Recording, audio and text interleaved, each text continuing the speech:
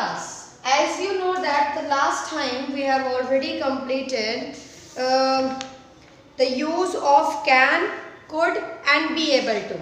Okay. Now today we are going to study about the difference between should, must and ought to. You are already knowing about the difference between must, should and ought to. But let me clear you. Sometimes you use them in the wrong way. And I would like to tell you what is the correct form and where they are to be used. Like you see that this is should, this is must and ought to. Okay? आपका जो should है इसका use किस जगह पे किया जाता है? इसका मतलब ही होता है चाहिए, इसका मतलब होता है करना चाहिए। मस्ट का मतलब भी होता है चाहिए और हिंदी में तीनों का ही मतलब चाहिए होता है, लेकिन इंग्लिश में तीनों का यूज अलग अलग जगह होता है, इसीलिए तो अलग अलग वर्ड बनाए गए हैं। ठीक है, पहला चीज जो यूज होता है शुड होता है, इसका मतलब होता है सजेशन। इसका यूज हम कब करते हैं?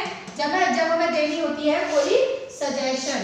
मस्ट का यूज हम तब करते हैं जब हमें यूज करना होता है कोई एडवाइस के लिए। ठीक है, और ought to का यूज होता है ऑब्लिगेशन के लिए। अब मैं आपको बहुत ही सिंपल शब्दों में बताऊंगी कि ought to क्या होना चाहिए, सब्जेक्ट शुड कहाँ लगना चाहिए और मस्ट कहाँ लगना चाहिए। तीन अलग अलग सेंटेंसेस बताऊंगी। ठीक है, पहला सेंटेंस है जैसे we should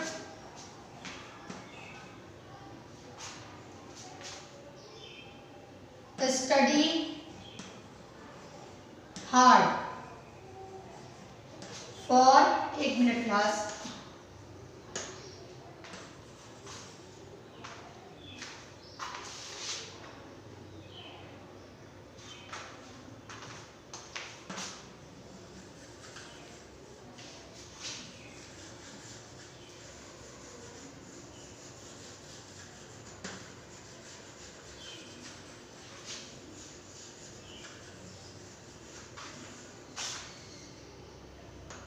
ठीक है, देखो यहाँ क्या लिखा हमने, we should study hard for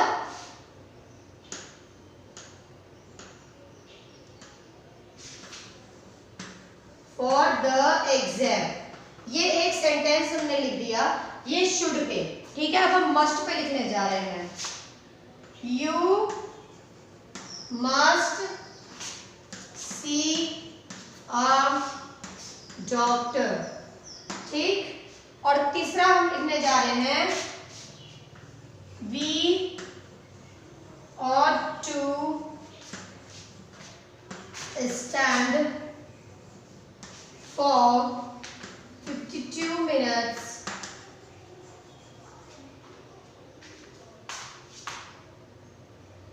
while singing national anthem। एक हमने सेंटेंस लिख, हाँ बेटा, सॉरी सेकंड, सही था, हाँ सही, ठीक, okay, so first one sentence you can see, you must see a doctor। तुम्हें डॉक्टर को दिखाना चाहिए, अपने आप को डॉक्टर को दिखाना चाहिए। ये हमने क्या दी, किसी को एडवाइस दी है। क्या दी है हमने? एडवाइस दी है। अब कहोगे कि मैम एडवाइस और सजेशन में क्या डिफरेंस होता है? एडवाइस का मतलब जो तुम्हें मानना ही मानना है उसे मैं कहूंगी एडवाइस। सजेशन वो होता है जिसे हम माने या ना माने, ये हमारे ऊपर डिपेंड करता है। जैसे मैं कहूँ कि यार तुम्हें इस रास्ते जाना चाहिए, ये शॉर्टकट है, ये एक सजेशन है। लेकिन अगर मैं कहूँ तुमसे कि बेटा तुम्हें लेफ्ट चलना चाहिए, ये एक एडवाइस है। दोनों में क्या डिफरेंस समझ में आया? लेफ्ट चलना जरूरी है क्योंकि इससे तुम्हारा एक्सीडेंट हो सकता है, इसके लिए तुम्हें पनिशमेंट भी मिल सकती है अगर तुम राइट साइड चलोगे तो तो ये एक तरीके की एडवाइस हो गई। क्या हो गई आपकी? एडवाइस। तो वहां पर क्या हो जाएगा? यू मस्ट मूव लेफ्ट, तुम्हें लेफ्ट से जाना चाहिए। तो ये एक तरीके की एडवाइस है। लेकिन अगर मैं कहूँ we should take this way, the shortcut way, तो ये एक तरीके का सजेशन है। तुम इसे मानो या ना मानो, इसका कोई फर्क नहीं पड़ता। तीसरा है आपका ऑट टू। ऑट टू का मतलब होता है ऑब्लिगेशन, मतलब जिम्मेदारी। जिम्मेदारी क्या होती है? जैसे अगर आप छोटे हो, ठीक है, और आपके दादी दादा बीमार हैं, तो ऑब्वियसली उनका ख्याल रखना क्या है? आपकी जिम्मेदारी है, या कोई आपको एडवाइस देगा या फिर यह आपका सजेशन होगा, ऑब्वियसली वो हमारी जिम्मेदारी होगी। और अगर वो हमारी जिम्मेदारी है तो वहां पर हम किसका यूज करेंगे? ought to का यूज करेंगे। किसका यूज करेंगे? ought to का यूज करेंगे। लोग बहुत तरीके से इनका वर्ड में इधर उधर कर देते हैं, लेकिन जो मैं ग्रामेटिकली बता रही हूँ वही सही है। ग्रामेटिकली क्या होता है? शुड का यूज हम सजेशन के लिए करते हैं, ऐसा सजेशन जिसे हम माने या ना माने उससे कोई फर्क नहीं पड़ता। मस्ट का यूज हम तब करते हैं जब हम किसी एडवाइस की बात करते हैं।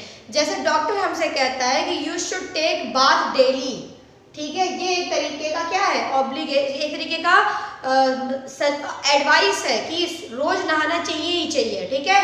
लेकिन दूसरा क्या है? अगर डॉक्टर ये कहता है you should brush your teeth twice a day, अगर डॉक्टर ये कहता है तो ये एक तरीके का सजेशन है।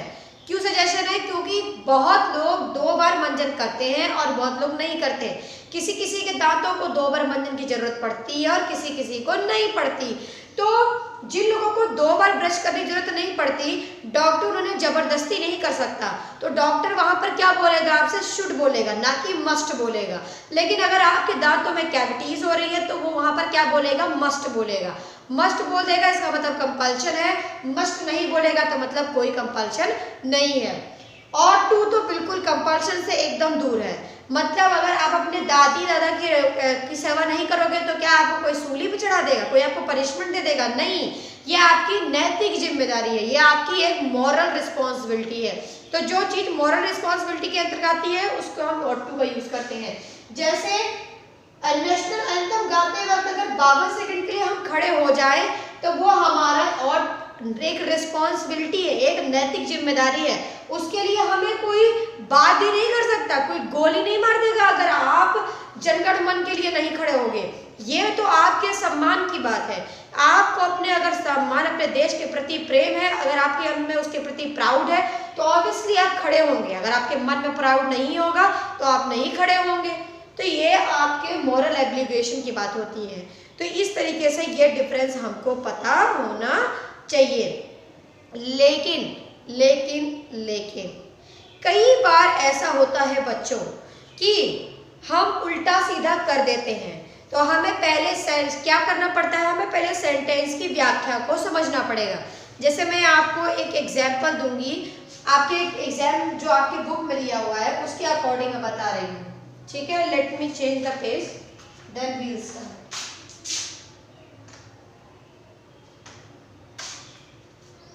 आपकी बुक में एक एग्जाम्पल दिया है,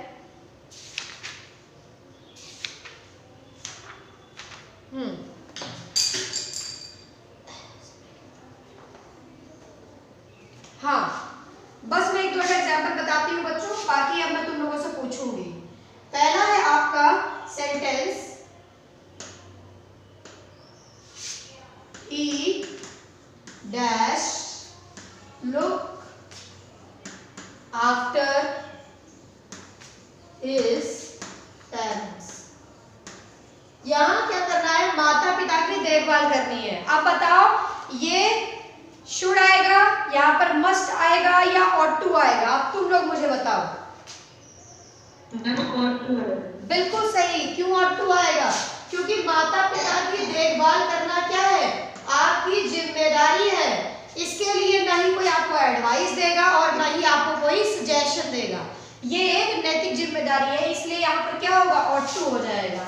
number 2, you dash read newspaper, daily to improve your vocabulary। ठीक है, तो यहाँ कह रहा है कि you dash read newspaper daily to improve your vocabulary, मतलब तुम्हें अपनी vocabulary improve करने के लिए पढ़ना चाहिए, न्यूज़पेपर पढ़ना चाहिए, रोज पढ़ना चाहिए। अब आपके बुक में दिया हुआ है सजेशन, तो अगर आप इस सजेशन को मानना चाहें तो माने और नहीं मानना है तो नहीं माने। क्या कोई आपको इसके लिए फांसी चढ़ा देगा क्या? नहीं ना। तो यहाँ पर क्या होगा आपका? बिल्कुल सही, यहाँ पर क्या आ जाएगा आपका?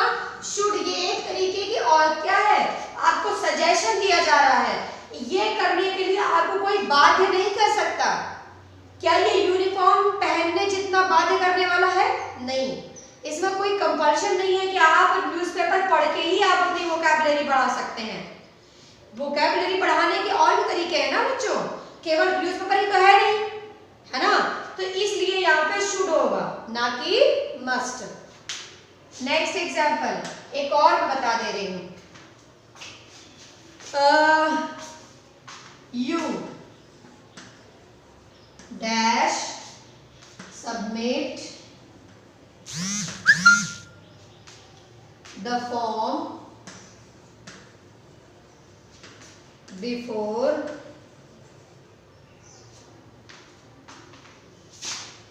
the last week of May। अब देखो इस सेंटेंस में देखो, you dash submit the form before the last week of May। मई के अंतिम सप्ताह से पहले तुम्हें ये फॉर्म जमा कर देना है, जमा कर देना चाहिए। ठीक है, यहाँ भी चाहिए वाली फीलिंग है, लेकिन देखो अगर इसने लास्ट वीक वाली इस एडवाइस को नहीं माना तो क्या होगा?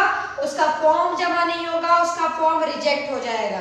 तो ये उसके लिए क्या है, ये उसकी मजबूरी है कि वो मई के पहले हफ्ता से पहले ही इसे जमा कर दे। तो यहाँ पर कंपल्सन आया कि नहीं आया? कंपल्सन आया, तो यहाँ पर क्या यूज करेंगे? बिल्कुल। अभी किसी को इन तीनों सेंटेंसेस में कोई भी प्रॉब्लम आई हो तो मुझसे डायरेक्टली पूछ सकता है। Anyone of you? सबको समझ में आया?